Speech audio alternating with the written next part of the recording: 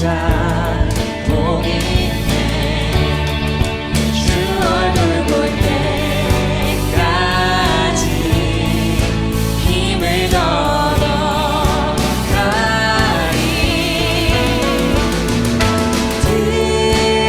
들으소서 만군의 주 하나님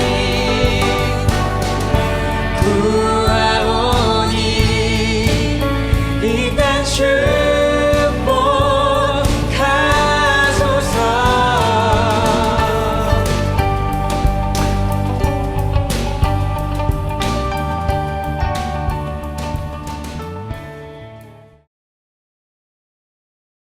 여러분 반갑습니다. 유튜브로 함께하는 청년부 쉘터 모임 12번째 시간.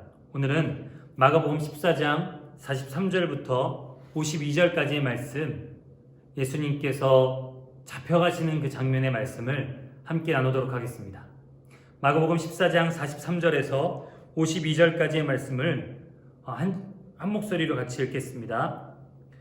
그런데 예수께서 아직 말씀하고 계실 때에 12제자 가운데 하나인 유다가 곧 왔다.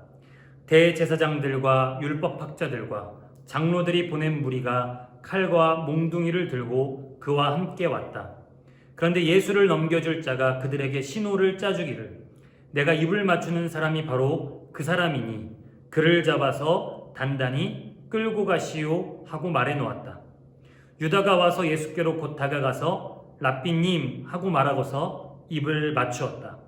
그러자 그들은 예수께 손을 대어 잡았다. 그런데 곁에 서 있던 이들 가운데서 어느 한 사람이 칼을 빼어 대제사장의 종을 내리쳐서 그 귀를 잘라버렸다. 예수께서 그들에게 말씀하셨다. 너희는 강도에게 하듯이 칼과 몽둥이를 들고 나를 잡으러 나왔느냐? 내가 날마다 성전에 너희와 함께 있으면서 가르치고 있었건만 너희는 잡지 않았다. 그러나 이것은 성경 말씀을 이루려는 것이다. 제자들은 모두 예수를 버리고 달아났다. 그런데 어떤 젊은이가 맨몸에 혼니부를 두르고 예수를 따라가고 있었다. 그들이 그를 잡으려고 하니 그는 혼니부를 버리고 맨몸으로 달아났다. 아멘. 여러분, 한 주간도 잘 지내셨습니까? 벌써 봄이 성큼 다가옴을 느낍니다. 지난주에 좀 추운 날씨도 있었지만 많이 날씨가 따뜻해지기도 했고 훈훈해진 느낌이 들죠. 얼른 봄이 오고 또 코로나도 잠잠해져서 여러분들의 얼굴을 마주대하고 말씀을 나누기를 간절히 바랍니다. 이번 주에도 지난주와 같이 질문에 대한 대답으로부터 시작하겠습니다. 지난주의 질문, 예수님께서 겟세마네 동산에서 따로 데리고 간 3명의 제자는 누구일까요? 그리고 예수님의 제자가 12명인데 왜 여기에선 11명일까요?에 대한 질문입니다. 모두 다 말씀을 잘 읽고 잘 들었으면 충분히 알 수 있는 대답입니다. 따로 데리고 간 제자는 언제나처럼 베드로와 야고보와 요한이었고요. 가룟 유다가 예수님을 팔러 나가서 오늘 본문에 다시 등장하기 때문에 11명의 제자만 겟세마네 동산에 있었던 것입니다.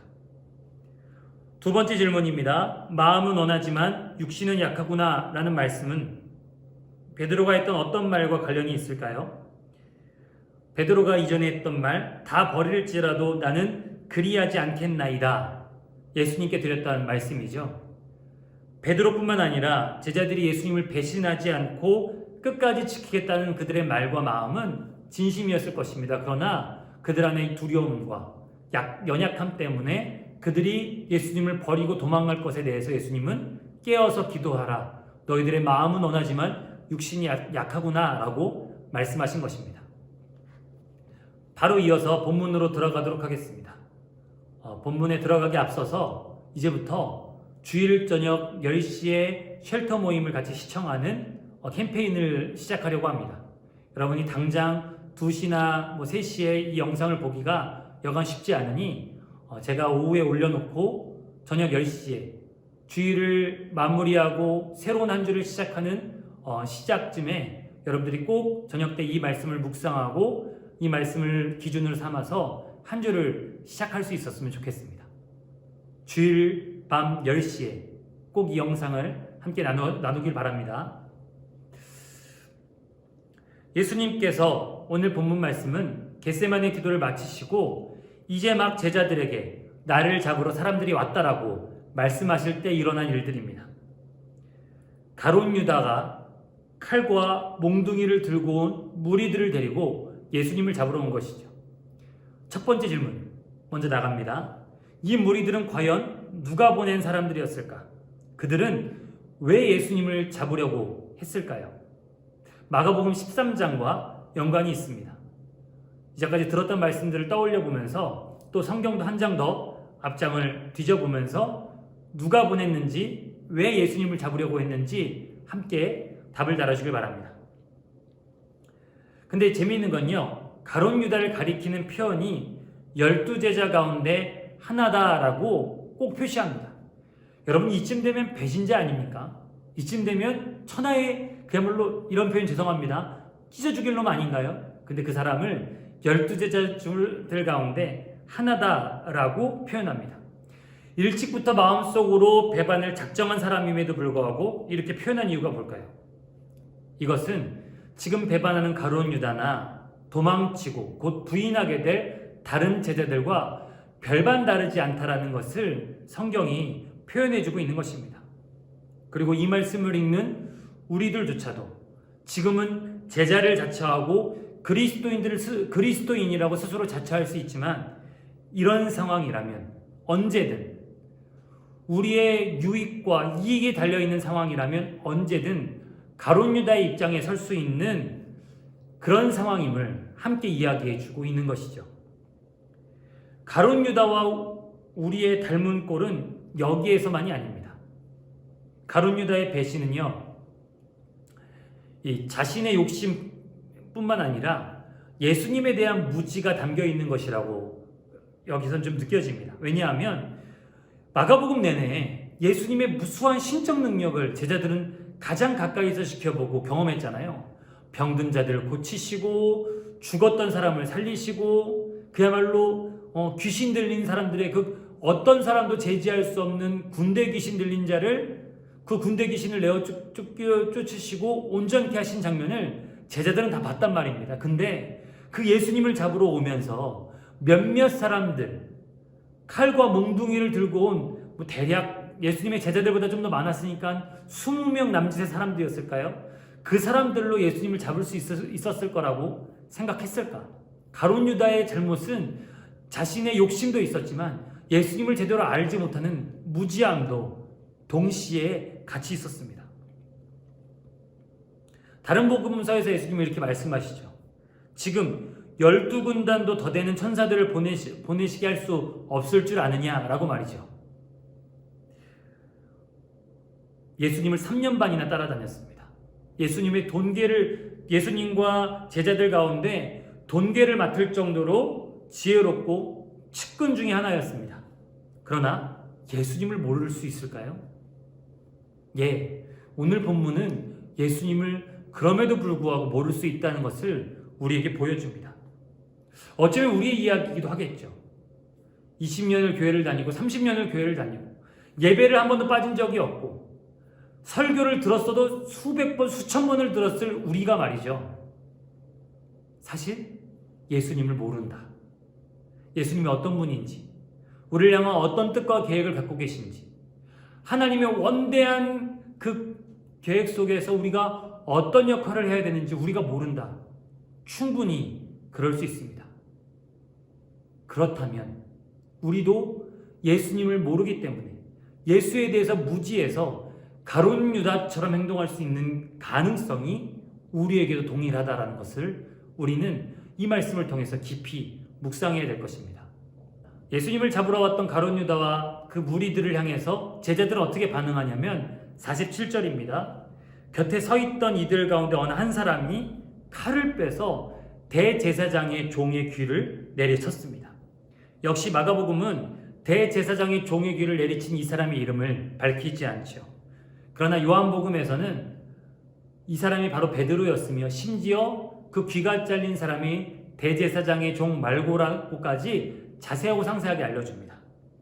여러분, 근데 마가는 마가복음 속에서 왜 베드로라고 이름을 밝히지 않았을까요? 이 역시 가룟 유다와 같은 맥락이라고 할 수 있겠습니다. 그렇게 칼 들고 설쳐대던 막 예수님 지키겠다라고 호언장담했던 베드로와 제자들 뒤에 어떻게 나오죠? 다 예수를 버리고 도망하니라. 참 안타까운 장면입니다. 뿐만 아니라 이름을 밝히지 않는 또 한 사람이 등장합니다. 바로 마가복음 14장 51절과 52절에서 등장하는 배 혼니불을 두른 한 청년입니다. 배 혼니불은 한마디로 세마포 속옷을 말합니다. 아주 얇고 가는 속옷이죠.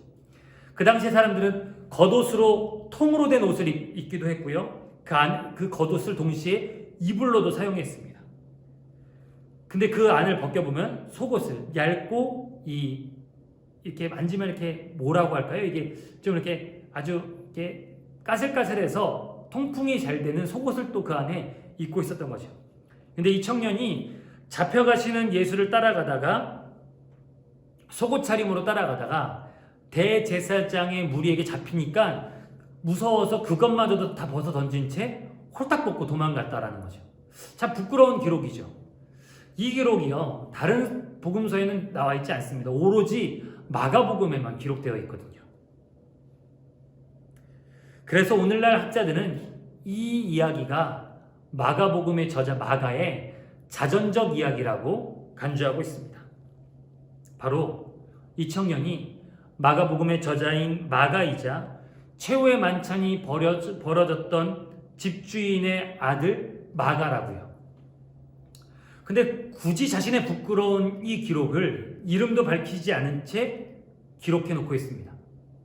게다가요, 초대교회 성도들이라면 다 알만한 또 다른 사건이 있었습니다. 그것은 무엇이냐면 마가의 도망이죠. 마가의 도망이 여기서 한 번만이 아니었던 것입니다. 마가의 집은 장차 오순절 성령이 임하는 장소요, 최초의 예루살렘 교회로 사용됩니다. 신앙적으로 굉장히 유력한 가문이었고요. 또 예루살렘 교회의 중요한 멤버 중에 하나였던 바나바의 조카이기도 했던 사람이 바로 마가였습니다. 그래서 바울과 바나바는 1차 선교 여행을 성령의 음성을 따라 떠나게 되면서 자신들을 보좌해 줄 중요한 사람을 데려갔는데 바로 이 마가입니다. 그런데 이 마가가 부유한 집안에서 오냐오냐 자라서 그런지 모르겠지만 1차 선교 여행 중에 도망가서 집으로 돌아가게 됩니다. 그리고 이 문제 때문에 2차 선교 여행을 시작할 때 바나바는 다시 마가를 격려해서 데려가자라고 하고 바울은 절대 그럴 수 없다고 해서 그 신앙의 거두와 같았던 바울과 바나바가 선교 여행을 앞두고 분열되고 찢어지고 갈라지게 됩니다. 여러분 얼마나 이 가슴 아팠을까요? 마가의 입장에서 얼마나 불편했고 마가의 부모님들 입장에서 얼마나 좀 가슴 아팠을까요? 자신의 아들 때문에, 도망친 자신 때문에 신앙의 거두였던 선교사 중에 선교사였던 바울과 바나바가 찢어지고 갈라지게 되었으니 말이죠. 그러나 여러분, 오늘 우리가 마가복음을 읽게 된 결과적으로는 어떻게 됩니까?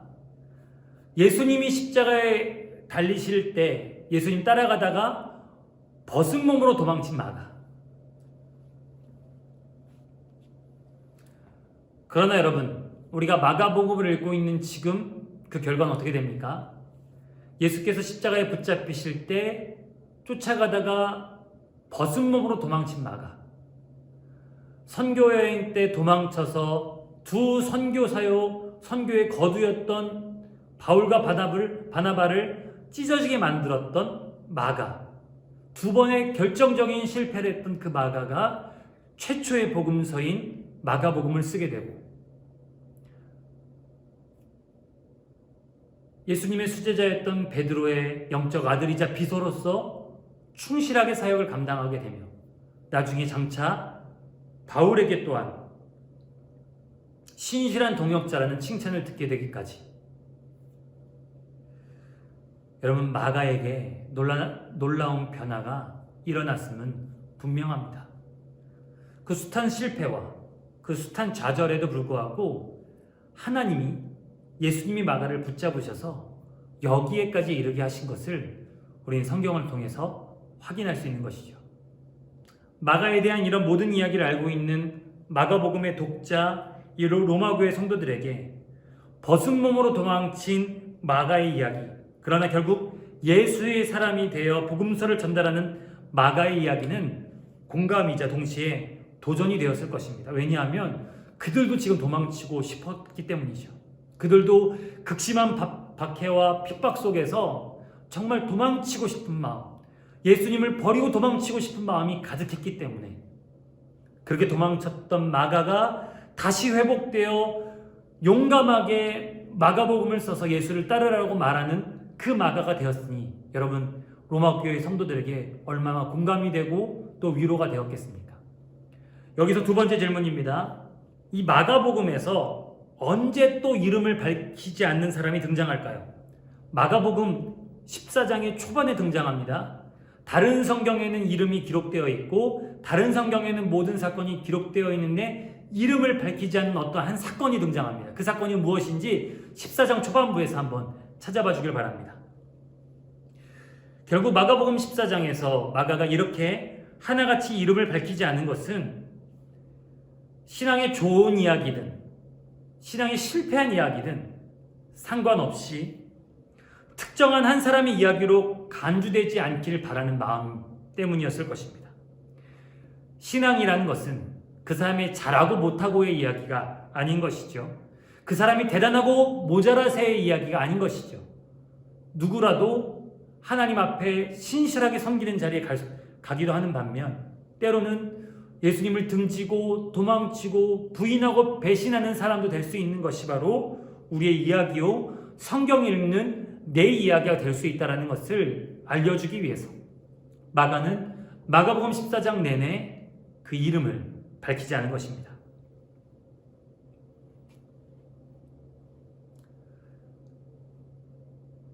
오늘 성경 속에서 등장하는 많은 인물들 가운데 우리가 언급하지 않은 한 분이 있습니다. 바로 예수님이십니다. 예수님은 이렇게 말씀하십니다. 너희가 강도를 잡는 것 같이 칼과 몽둥이를 가지고 왔느냐라고 말이죠. 여기서 강도는요 단순히 이 다른 사람 것 빼앗고 훔치는 도둑 이런 잡범이 아니라요 로마 제국을 반대하는 정치범, 사사구범, 반역자들을 의미하는 겁니다. 이 사람들은요 무조건 십자가형입니다. 나중에도 십자가형이 얼마나 극심한 고통이었는지 설명하게 될 날이 있겠지만요. 이 십자가형을 이 사람들에게 굳이 내리는 이유는 로마 제국에 반대하지 마라. 로마 제국에 반대하면 이 꼴이 된다는 것을 분명하게 보여주기 위한 것이죠. 당시에는 여러 반란과 봉기가 일어나서 갈릴리와 예루살렘이 매우 혼란스러웠던 시기였습니다. 그래서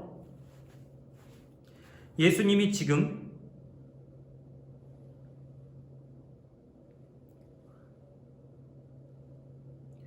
그래서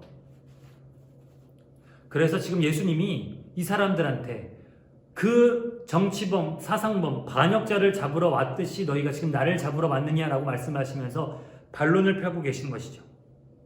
매일같이 성전에서 가르쳤다고 예수님께서 굳이 말씀하신 것은 예수님이 반란군들처럼 숨어다니고 무기를 모으고 세력을 조심스럽게 키워서 반란을 일으키는 방식이 아니라 하나님의 말씀을 올바르게 재해석하고 그것으로 사람들의 마음과 삶을 바꾸고 결국에는 십자가를 지셔서 스스로를 다 내어 던지시는 것이 예수님의 구원의 방식, 지난주에 말씀드렸던 것처럼 예수님의 싸움 방식이라는 것을 강조하시기 위한 것이죠.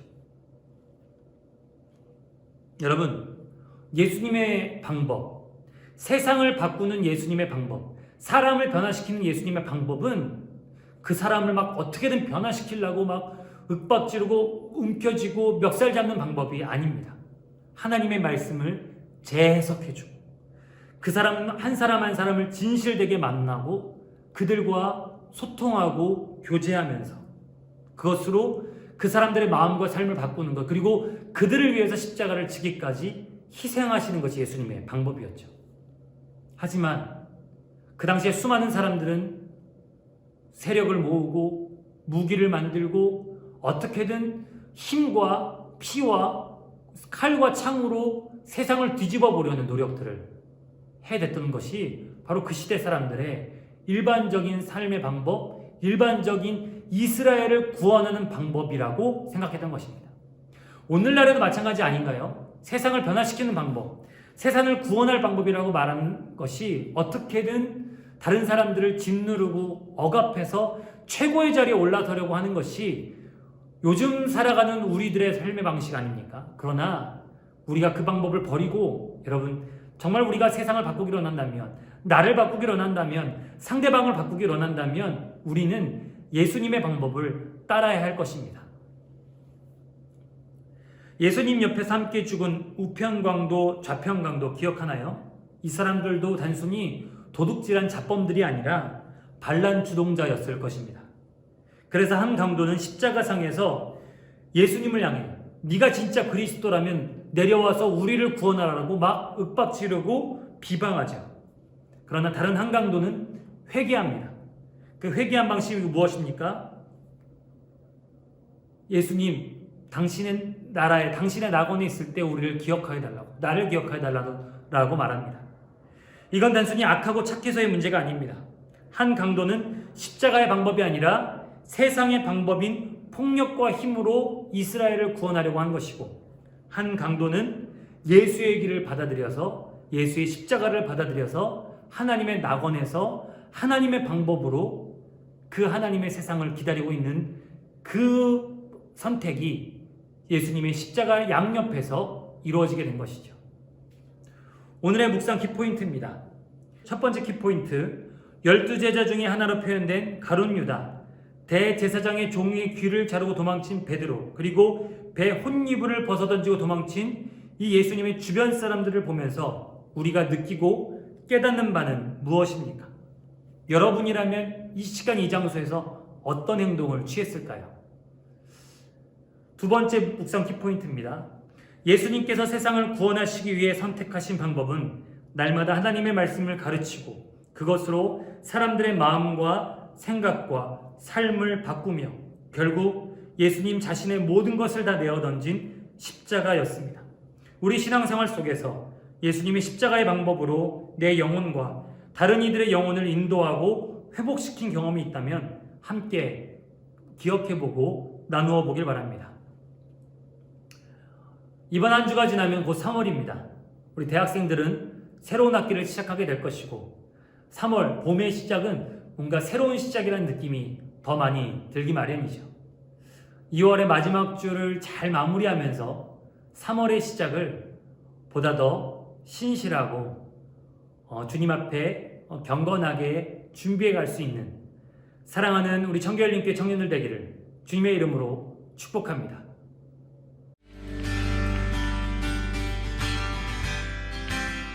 우리를 붙드신 그 신실하심을 노래하길 원합니다. 오늘 우리 안에 함께 하시며 우리를 인도하시는 주님, 우리를 향한 주의 구원의 그 신실하심을 찬양하길 원합니다. 모두 나와 주 경배 안에 인도하신 부르심 따라 우리의 힘과 계획을 내려놓고 주님만 바라보네. 상 주신 주 우리 함께 허물과 죄 고백함으로 주님의 얼굴 전심으로 구할 때 주님은 나타나시네. 이곳에서 주님을 예배하네.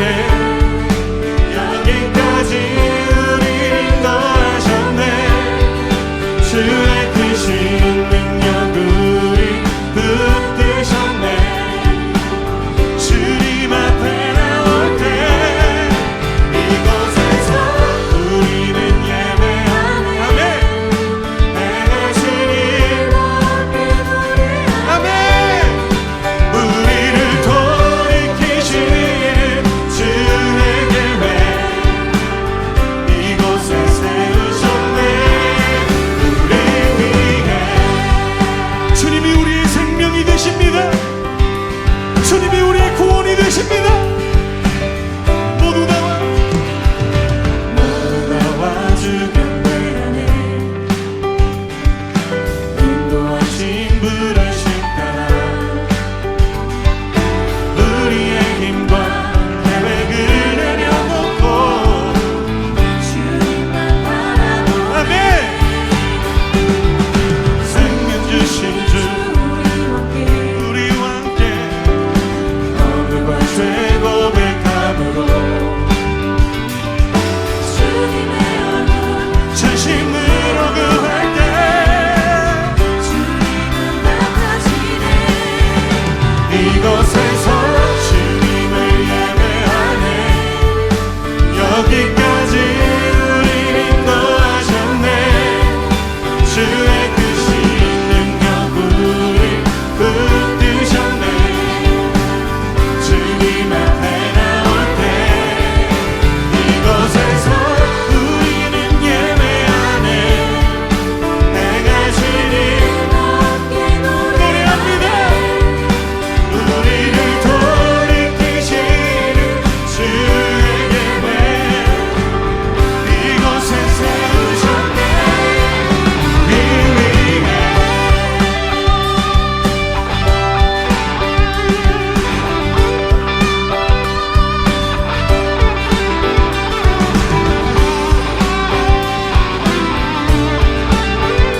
우리를 향한 주의 구원 찬양합니다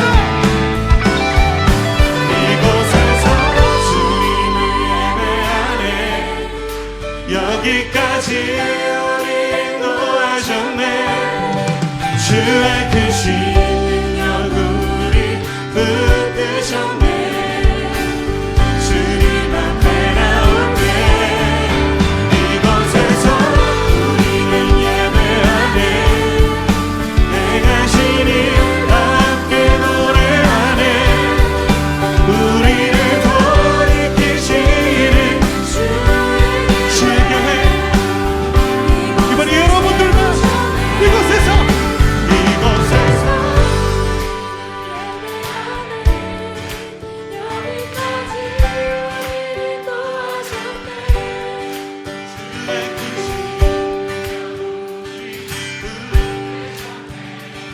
주님 앞에 나올 때 이곳에서 우리는 예배하네 해가 주님 함께 노래하네 우리를 돌이키시는 주의 계획 이곳에